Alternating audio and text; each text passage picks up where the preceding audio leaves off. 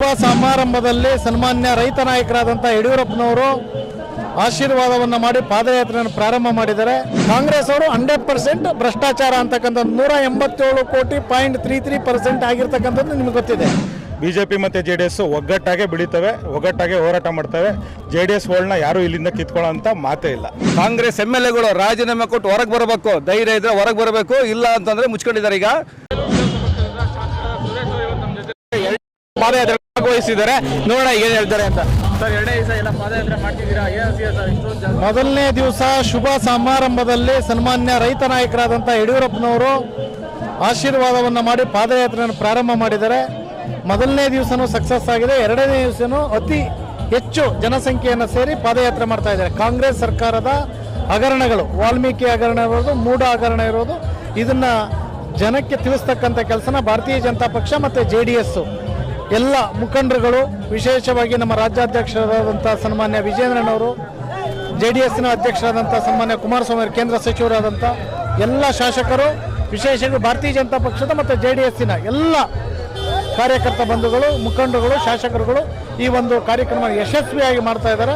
ಅವರಿಗೆ ಭಾರತೀಯ ಜನತಾ ಪಕ್ಷದ ಒಬ್ಬ ಶಾಸಕನಾಗಿ ಅಭಿನಂದನೆಯನ್ನು ಸಲ್ಲಿಸ್ತಾರೆ. ಸರ್, ಬಿಜೆಪಿ ಭ್ರಷ್ಟಾಚಾರ ಸುಮಾರು 40% ಸರ್ಕಾರ ಅಂತೆಲ್ಲ ಇತ್ತು. ಇಂಥ ಭ್ರಷ್ಟಾಚಾರ ಸರ್ಕಾರ ಭ್ರಷ್ಟಾಚಾರದ ಬಗ್ಗೆ ಒಂದು ಹಾಸ್ಯಾಸ್ಪದ ಅಂತ ಹೇಳ್ತಾ ಇದ್ದಾರೆ. ಸರ್, ತಮಗೆಲ್ಲ ಗೊತ್ತಿದ್ದಂಗೆ ಬಿಜೆಪಿದು 40% ಅಂತಕ್ಕಂಥದ್ದನ್ನ ಇವರು ಮನೆ ಮಾತು ಮಾಡಿಕೊಟ್ಟಿದ್ದು, ಇವರು 100% ಆಗಿರ್ತಕ್ಕಂಥದ್ದು ನಿಮ್ಮ ಕಣ್ಣು ಮುಂದೆ ಇದೆ. 40% ಮಾಡಿಲ್ಲ ಬಿಜೆಪಿಯವರು, ಆದರೆ ಕಾಂಗ್ರೆಸ್ ಅವರು 100% ಭ್ರಷ್ಟಾಚಾರ ಅಂತಕ್ಕಂಥದ್ದು 187 ಕೋಟಿ 0.33% ಆಗಿರ್ತಕ್ಕಂಥದ್ದು ನಿಮ್ಗೆ ಗೊತ್ತಿದೆ. ಅದಕ್ಕಂಥ ಭ್ರಷ್ಟಾಚಾರನ ಮುಚ್ಚಾಕೊಳ್ಳಿಕ್ಕೆ ಭಾರತೀಯ ಜನತಾ ಪಕ್ಷದ ಮೇಲೆ ಗೂಬೆ ಕೂರಿಸ್ತಕ್ಕಂಥ ಕೆಲಸ ಮಾಡ್ತಾ ಇದ್ದಾರೆ. ಈ ಎಲ್ಲ ನೈತಿಕ ಹೊಣೆ ಹೊತ್ತು CM ರಾಜೀನಾಮೆ ಕೊಡ್ತಾರಾ ಸರ್?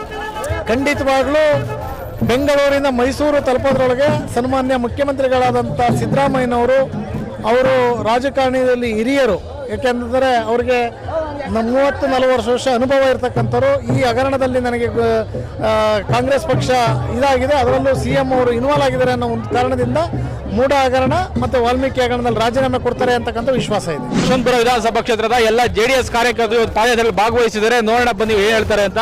ನಮ್ಮ ಸಂತೋಷ್ ಜವರೇಗೌಡರು ಜೊತೆಲಿದ್ದಾರೆ. ಈಗ ಹೇಳಿ ಸರ್, ಇವತ್ತು ಎರಡನೇ ದಿವಸ ಪಾದಯಾತ್ರೆ ಕೈಗೊಳ್ತಿದ್ದೀರಿ, ಏನು ಚೆನ್ನಾಗಿದೆ ಸರ್, ಒಳ್ಳೆ ರೆಸ್ಪಾನ್ಸ್ ಇದೆ. ಎಲ್ಲ ಕಾರ್ಯಕರ್ತರುಗಳಲ್ಲಿ ತುಂಬ ಹುಮ್ಮಸ್ಸಿದೆ. ಏನು ಈ ಕಾಂಗ್ರೆಸ್ ಸರ್ಕಾರದ ವಿರುದ್ಧ, ಏನು ಈ ಹಗರಣಗಳ ವಿರುದ್ಧ ನಮ್ಮ ನಾಯಕರಾದಂಥ ಯುವ ನಾಯಕರಾದಂಥ ನಿಖಿಲ್ ಕುಮಾರಸ್ವಾಮಿ ಅವರ ನೇತೃತ್ವದಲ್ಲಿ, ಜೊತೆಗೆ BJP ರಾಜ್ಯಾಧ್ಯಕ್ಷರಾದಂಥ BY ವಿಜಯೇಂದ್ರ ಅವರ ನೇತೃತ್ವದಲ್ಲಿ ನಡೀತಾರೆ ಈ ಪಾದಯಾತ್ರೆ. ಭಾಳ ಯಶಸ್ವಿಯಾಗಿ, ಭಾಳ ಹುಮ್ಮಸ್ಸಿನಿಂದ ನಡೀತಾ ಇದೆ. ಹೀಗೆ ಕೊನೆವರೆಗೂ ಮೈಸೂರುವರೆಗೂ ತಲುಪಿ ಈ ಕಾಂಗ್ರೆಸ್ ಸರ್ಕಾರಕ್ಕೆ ಬಿಸಿ ಮುಟ್ಟಿಸುವಂಥ ಕೆಲಸ ನಾವೆಲ್ಲ ಕಾರ್ಯಕರ್ತರು ಸೇರಿ ಮಾಡ್ತೀವಿ. ಸಚಿವ ಕೃಷ್ಣ ಬೈರೇಗೌಡರು ಹೇಳ್ತಾರೆ, ಇವತ್ತೇನು ಮಂಡ್ಯ ಭಾಗ, ಮೈಸೂರು ರಾಮನಗರದಲ್ಲಿ JDS ಭದ್ರಕೋಟೆ ಇತ್ತು, ಅದನ್ನೆಲ್ಲ BJP ಅವರು ಕಾರ್ಯಕರ್ತರು ಸೆಳೆಯೋ ಒಂದು ತಂತ್ರ ಮಾಡ್ತಿದ್ದಾರೆ. ಇದಕ್ಕೆ ಅಂತ ಹೇಳ್ತಿದ್ದಾರೆ.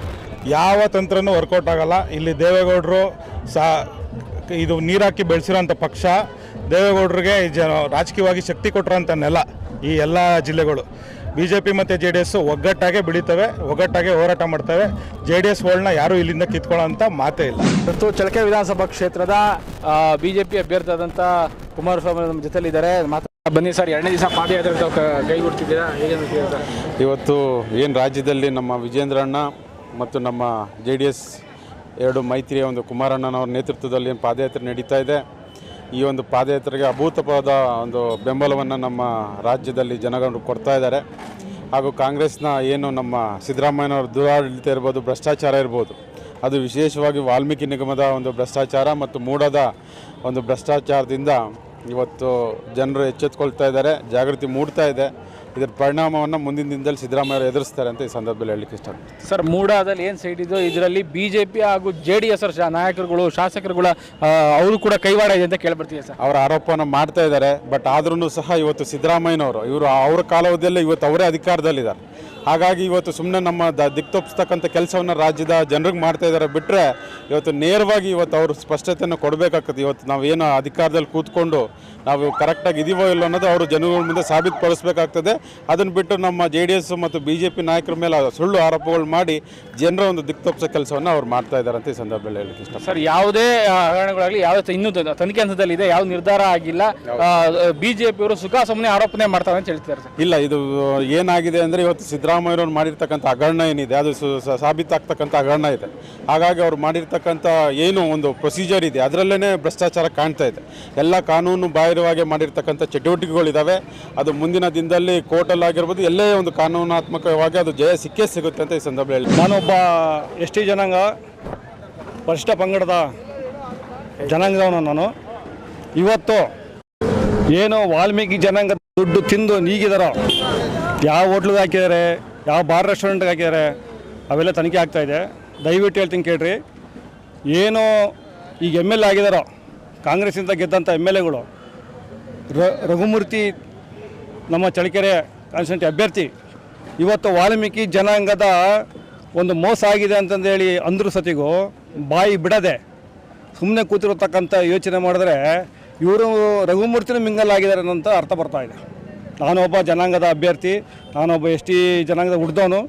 ವಾಲ್ಮೀಕಿ ಜನಾಂಗದ್ದೇ ಕುಡ್ದಾರೆ ಅಂತಂದರೆ, ತಿಂದು ನೀರು ಕುಡ್ದಾರೆ ಅಂತಂದರೆ ಇನ್ನು ಹೆಂಗೆ ಜನಾಂಗದ ಬಿಡ್ತಾರೆ ಅನ್ನೋದು ಅರ್ಥ ಆಗ್ತದೆ.